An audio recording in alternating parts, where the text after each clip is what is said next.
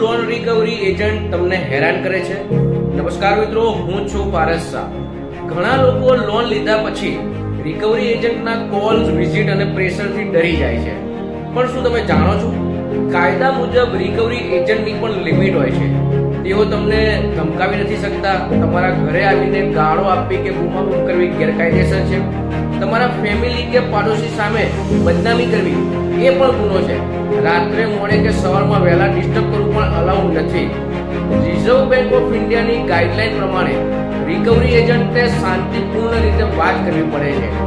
જો કોઈ એજન્ટ તમને હેરાન કરે તો તમે શું કરશો? સૌથી પહેલા બેંકની અંદર લેખિતમાં કમ્પ્લેન કરો. નજીકના પોલીસ સ્ટેશનની અંદર એનસી અથવા એફઆઈઆર પણ કરી શકો છો. આરબીઆઈને પણ ઓનલાઈન કમ્પ્લેન કરી શકો છો. કોલ રેકોર્ડિંગ અને પ્રૂફ સાચવી રાખવા તમને ખૂબ જ ઇમ્પોર્ટન્ટ છે. યાદ રાખો, લોન લીધું છે એટલે હરેસમેન્ટ સહન કરવું પડે એવું નથી. તમારા હકો જાણો, ડરશો નહીં અને ખોટા સામે અવાજ ઉઠાવો.